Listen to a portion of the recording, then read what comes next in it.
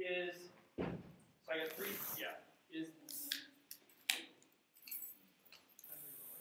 so check this out.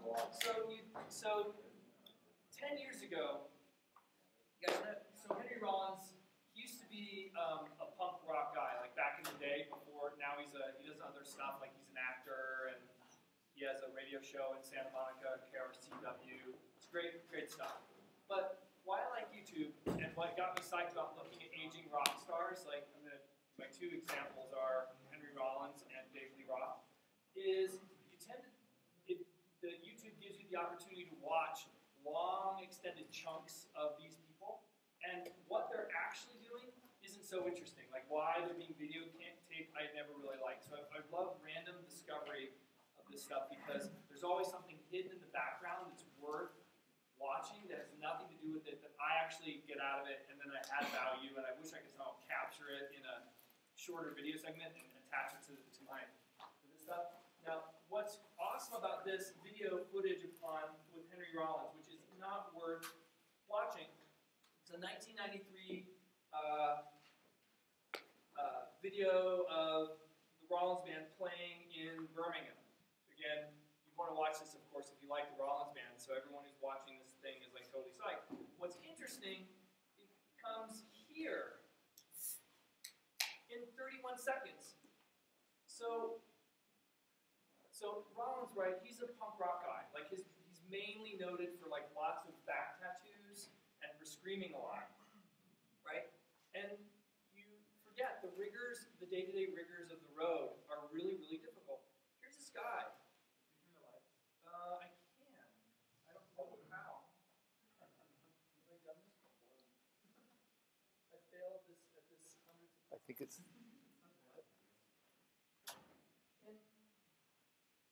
I'll go ahead. Okay, just give me, help a brother out. That's good. Yeah, well, I apologize. So, I share this with you metaphorically speaking, right? So this is a metaphor, and it's much more rich as a metaphor if you're familiar with punk rock, and if you're familiar with 1980s punk rock, California punk rock, and if you're familiar with Henry Rollins, right? Then it's mostly interesting. But what I like about it, what's cool about this, which will lead me to my next rock star, David Lee Roth, is that Rollins is doing this, he's warming up, right? And here we go. Yeah, so check this out. In just a minute, he's going to do the freaking splits. So, I can't do the splits. Can anyone here do the splits? That's amazing. So, you can't just like not work at that, right? You have to work at that. So like in the process of being an entertainer, the process of staying in shape to handle the day-to-day rigors of touring and getting, playing punk rock, you just imagine like this guy's like getting in a van, he's got some sort of weird lifestyle and it's really horrible and it's probably full with like groupies and whatnot, right? He's behind the velvet rope. The truth is, for him and for David Lee Roth, as I'll show you in a minute, these guys are entertainers and they're working and they're warming up before the show by like high kicking and like doing the splits and getting ready to go out there and do the crazy thing that they do. So backstage, right, in the world, again, this is the backstage principle, there's a backstage part of the world where all the other mechanics don't really apply, and that this guy who's supposed to be like hanging out with groupies and trashing hotel rooms because they don't give you the right M&Ms or doing whatever you're doing, no, he's spending 30 minutes jogging in place, doing calisthenics, and doing the front splits. And I think he does the side splits. And then he like does his rock poses, like warms up by rock posing for a while, right? And then he just goes on. Now he's like, okay, it's time to go on, and he's super angry, and then he goes on and kills everyone, right? Not that interesting, right? Metaphorically speaking, I just wanted to share that with you. And then he this is of course what he does for a living, which is rock back and forth and scream while people go do the stuff and everyone applauds. So I like that. That happened this week.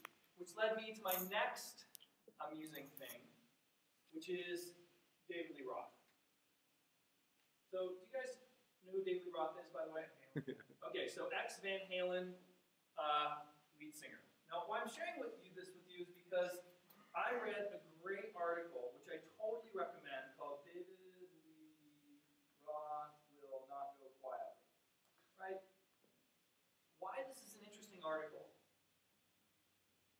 is back in the day when David Lee Roth was David Lee Roth, right? When he was that guy, doing that in front, like had massive stadiums. There was a period of time where arguably, I mean, I'm not a Van Halen fan, right? I'm much more of a Black Flag and Descendants fan, but I understand that this stuff was really popular and it filled stadiums and people screamed a lot and they were super psyched. And we all know and are not surprised that David Lee Roth is an entertainer and he can do the splits. But that's not surprising, right? That's the connection between punk rock. We know he's an entertainer.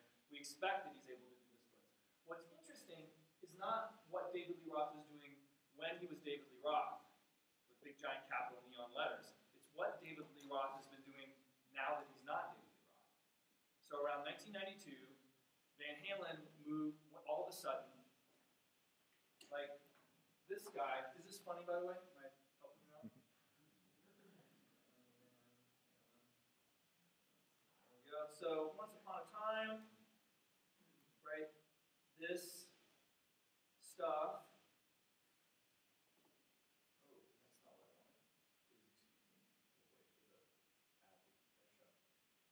So once upon a time, in the late 80s, early 90s, I guess it was, these guys were the greatest thing on the planet. People they danced around, they did this stuff, they had like giant drum kits, they rocked out with rock poses and had giant martial staffs and they would leap around, right, in synchronized fashion. And David Lee Roth was amazing. He had hairy chest and he was the greatest thing that's ever been in the history of rock and roll. And these guys were like dinosaurs walking the earth. They strode like colossi across the rock landscape and they just rocked out and people were totally impressed. Right? And what David Lee Roth tells about the story is what's interesting is what happened when this happened.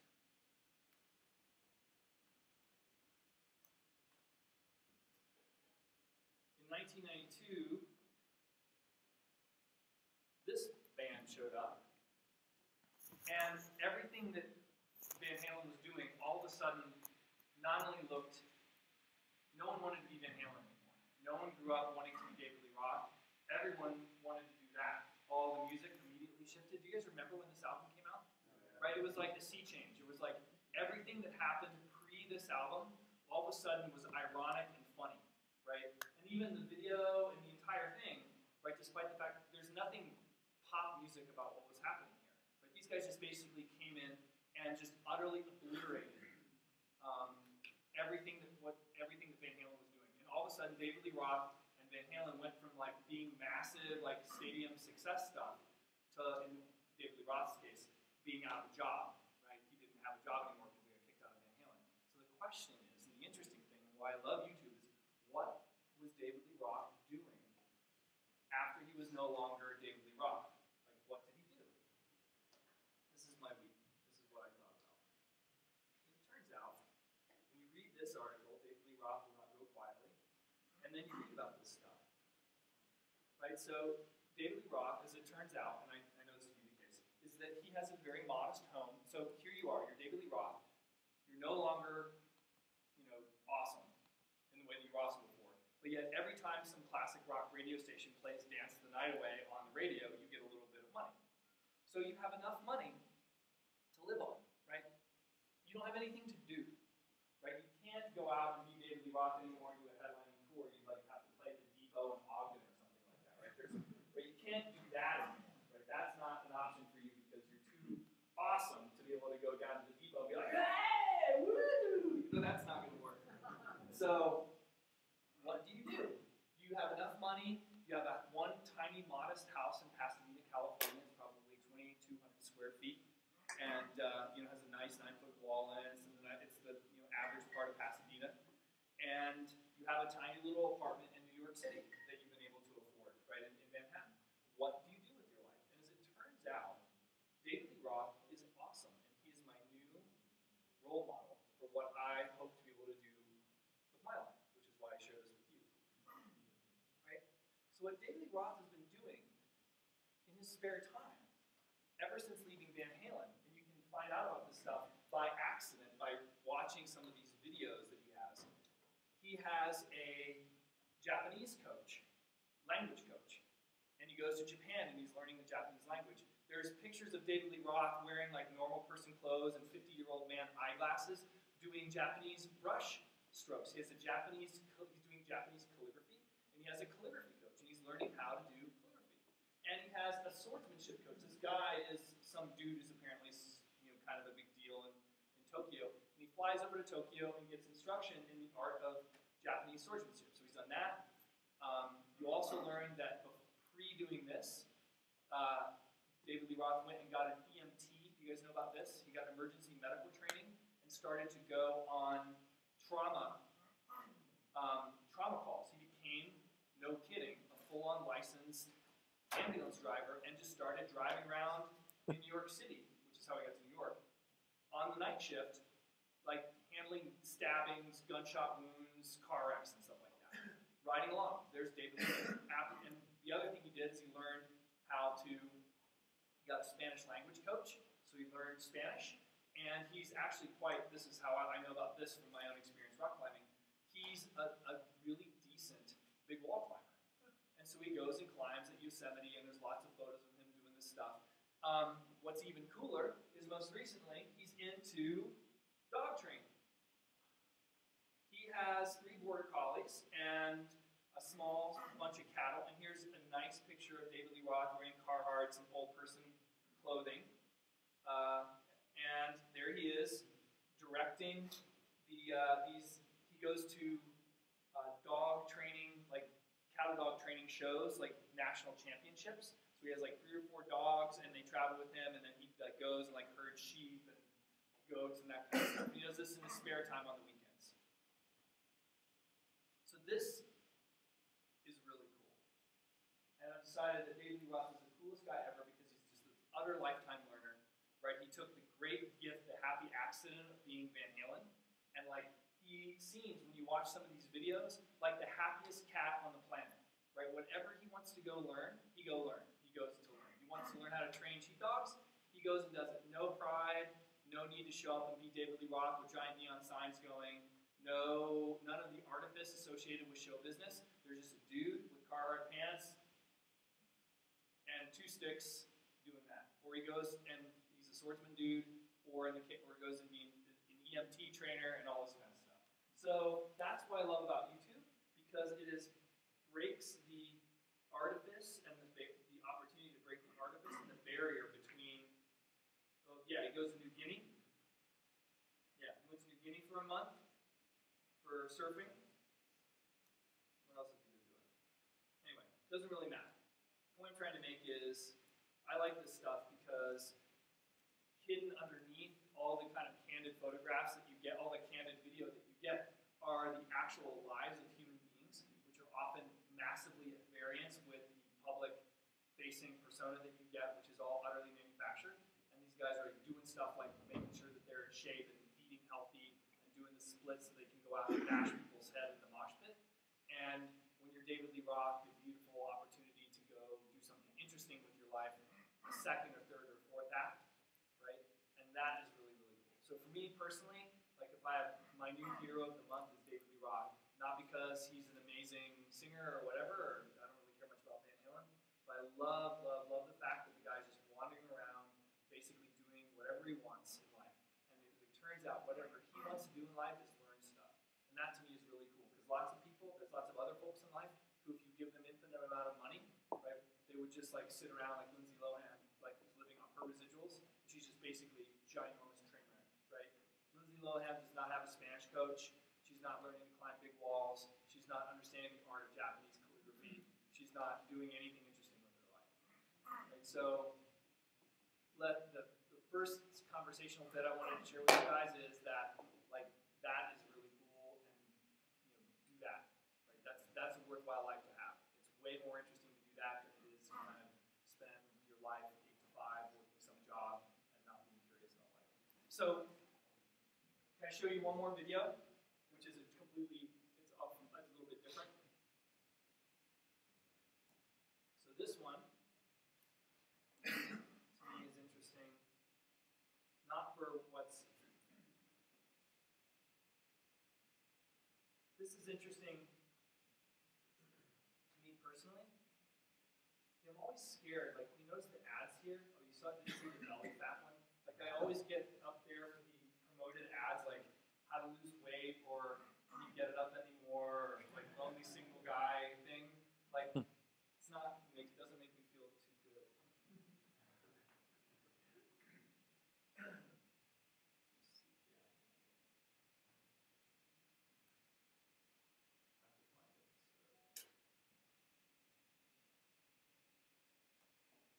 This one has, yeah, this is 6 minutes. And what I want to share this, I want to make sure that I get the right one.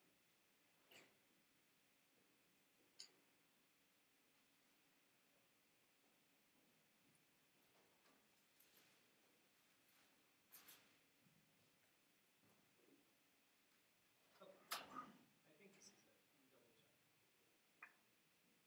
Let me double check. Yep. So, okay, so why I wanted to share this thing with you is that I often use it in another entrepreneurship class, and I thought now is a decent time to talk about this with you guys as we're wrapping up.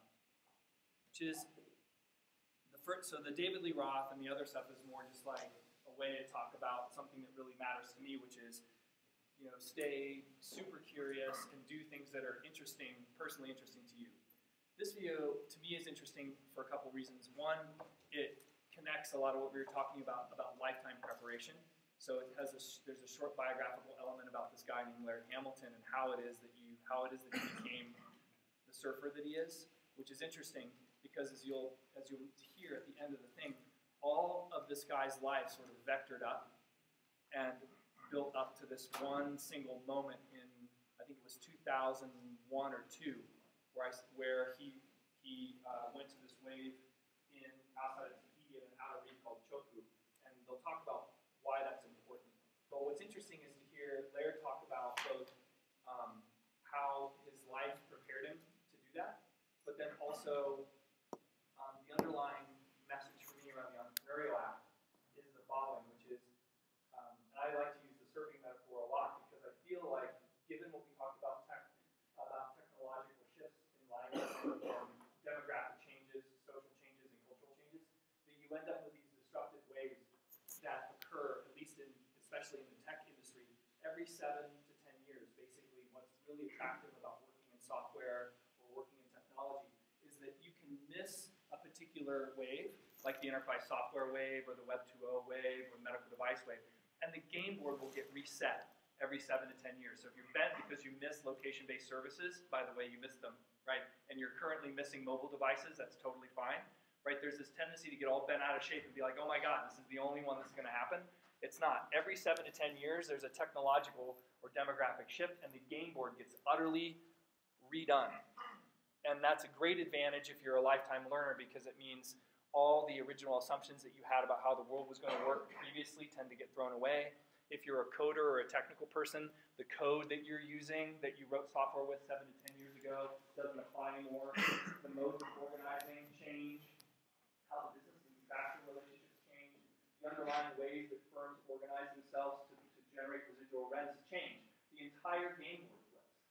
So, why you should care about this class and the practice of entrepreneurial activity, engaging in fun projects like this or having a side project on the side when you leave, right, that's low cost, and why you should consider continually practicing and refining these skills, finding contexts to work on this, whether that's a side project, a volunteer activity, finding someone who has a startup and going and helping them, is because sooner or later, hopefully sooner for you guys, you will get in position around one of these waves. They will show up, and you will be positioned for it. And the issue is not whether the wave will show up, metaphorically speaking. I assure you that it will. In my case, it's shown up 2 or 3 times, and I've been very, very, very fortunate to catch 2 of them. Right? What is really interesting, and what you'll be able to look for in the video here around spontaneity, experience, and repetition, and creative insight in the moment. All this will be kind of married inside this simple 6-minute video. Is that the issue will become whether or not you have the appropriate capability set to stand up and ride the wave that you get. And the only way to do that is to ride progressively smaller and smaller waves with lesser and lesser cost over time. It's a set of aggregated skills that you can continue to choose once you leave this classroom in this context to either continue to practice or not continue to practice. And I personally am completely okay with what it is that you choose to do. I'm just not confused that the wave will show up. You will have the opportunity to ride it. And the function of how well you ride that wave is a function of the choices you make about how to practice today. So opportunities to practice included this class. They include summer programs. They include startup weekends. They include volunteering for friends' startups. They include having a side project of your own. But I cannot stress enough how important it is to see this activity as a set of lifetime, and forgive me because I'm a lot, the past 15 minutes is largely improvisational. I just try to think about what I want to talk to you about. And the front-facing sense of what it actually takes to be an entrepreneur, all the front stage activity, all the people that are doing interviews, blogs, press releases, all that kind of stuff, that is all front stage. It is not backstage. And on front stage, someone is trying to sell you something. Someone is trying to convince you of something. And oftentimes when interviews are happening, people are ex post attempting to remember how they got where they got. And as we all know, our memories are flawed and faulty. So front of the stage is not helpful. All the blogs and video postings, all the YouTube stuff that you look at where it's objectively attempting to talk to you about entrepreneurship, right? That all stuff is all suspect. In contrast, it's the private stuff in the videos behind the stage, watching Henry Rollins do the splits, watching what David Lee Roth is doing in his spare time. It tells you a lot about the kind of person you're dealing with. These guys are, in case of rock stars and other folks here, they treat their lives like athletes, and they're training and eating well, and then they're pretending to destroy the hotel room because it's amusing when you need press. Same principle here in entrepreneurial activity. Continue to woodshed and practice your skill. And so with that, I wanted to share this video with you because it's the way that Laird Hamilton talks about it. He does a better job of kind of articulating it than I ever could. So this video is about 7 minutes long. Feel free to wander around and eat more pizza. And I just ask you to cue in when Laird is talking or someone else is talking about the wave. That's the part to be particularly mindful of. Laird was trying to explain to me what it was like when there was no waves. And he said, it would sort of be like if you were a dragon slayer and there just were no more dragons. And then you wonder, like, who am I and what am I doing here? And I question that all year long, except when it's 30 feet on hot surface.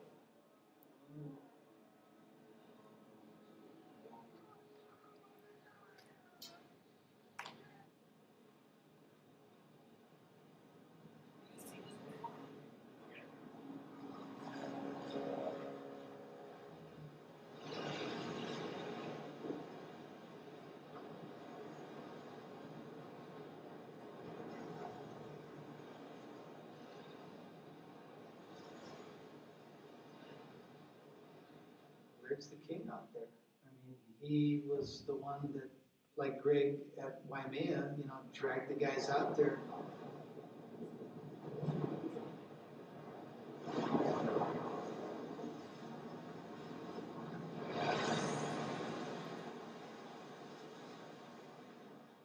You just watch him serve. There's no one that comes close to his abilities. He has the ability to actually slow himself down, where everybody else is supposed to run like hell.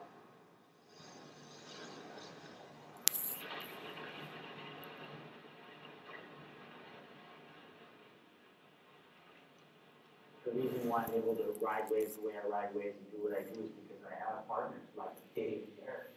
I'm only arriving at this level because I'm being driven by these guys to this level.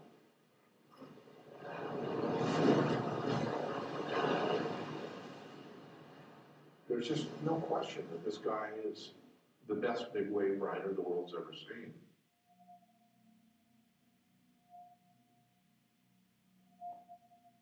In August of 2000, Hamilton took another giant leap by riding a wave so treacherous and so outrageous that it affected the course of big wave surfing history. The wave broke 3,000 miles south of Maui on the French Polynesian island of Tahiti at a reef pass known simply as Chopu.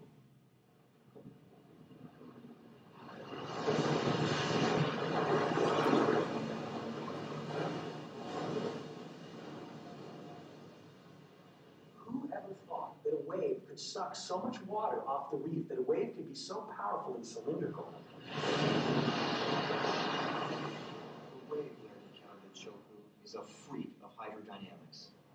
Unlike the deep water, big wave breaks at Waimea, Mavericks, and Piahi, Chopu explodes laterally onto an extremely shallow, razor-sharp reef. The result is an extraordinary wave that, while not as high as Piahi, is almost unfathomable in its mass, power, and ferocity.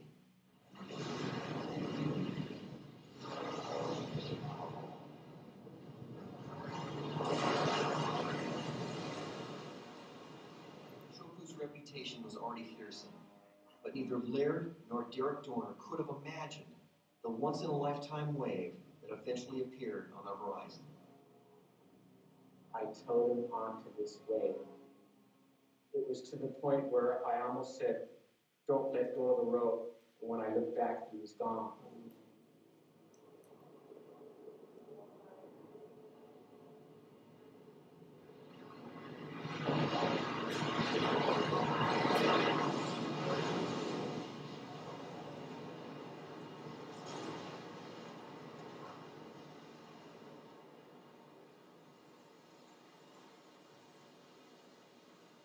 I think it's the single heaviest thing I've ever seen in surfing. What could be heavier? Laird's wave at Chopu was the most amazing, single most significant ride in surfing history, more than any other ride. Because what it did is it completely restructured collectively our entire perception of what was possible. You go through a surf magazine, you've seen Pipeline, you've seen Off the Wall, you've seen Waimea, you've seen everything, and none of it has any impact. But when that photo came out, it stopped everyone's heart, and they went, where and what is that? I remember picking up that magazine, looking at that magazine, and just go, man, that shit's impossible. You don't do that. In my absolute prime, there's absolutely no way I could ride it. Normally surfers are dragging this hand along the face. Laird had to drag his backhand, on the opposite side of his board to keep himself from getting sucked up in that hydraulic. You know, in the middle of that maelstrom, how did his mind say, this is what I have to do? No one had ever ridden as Laird rode on that wave before. And so it was the imagination of dealing with that unimaginable energy and coming up with the plan spontaneously. He couldn't practice. I asked Laird, I said, Laird, why do you ride waves? Why do you risk your life riding waves like this? He made, this is a week after he did this. And he was kind of drained from the experience. He was very mellow and I think he was humbled by the experience. And he goes, Dad, I've trained my whole life for this. I'd miss an opportunity like that.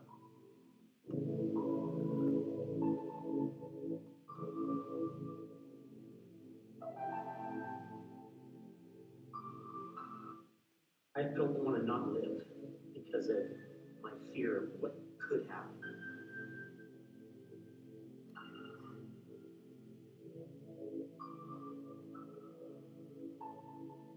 It softened some hard corners in my life, I would say.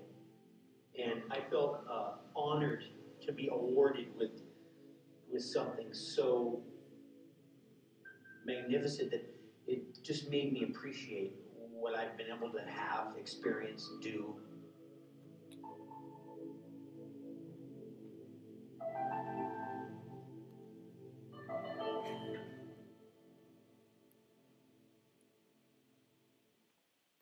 I like that. Statistically speaking, I think I mentioned at the beginning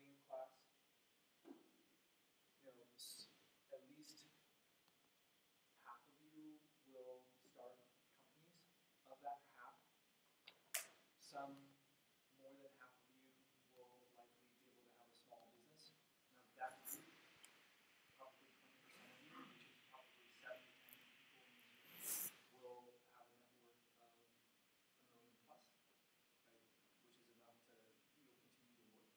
And 3 of you, you know, maybe in this distribution, 3 of you will get to be in a position where you can really not to get on the way that big, and you won't have to work again. Work will be optional. And so, 3 of you who I'm speaking to, and which I don't know you, my request is that you use that gift to do something really unseen with your life. That would be the coolest thing that you could possibly do, would be to be a lifetime learner, to not squander the gift that you get, because the wave is a wave, it's going to come anyway. It's luck, typically winners are luck. And if you're positioned right and you're skillful and you can ride it, it'll be a beautiful thing. And then just once that's done, please don't confuse, for those of you who choose to go into business for yourself, don't confuse luck with skill. Be grateful, and then do something really, really beautiful. And with that, I'm very, very eager to see what we have 4 folks who are presenting tonight, and then how many people present next week? Well, great. So there's 3 other teams next week. So I'll bring pizza again next week, and I'll even reduce my talking to less. So let's cruise. And while you guys are getting set up, did anything cool? You guys think about anything cool in the video that struck a nerve? I read once that a lot of people fail to dial 911 in an emergency. The cognitive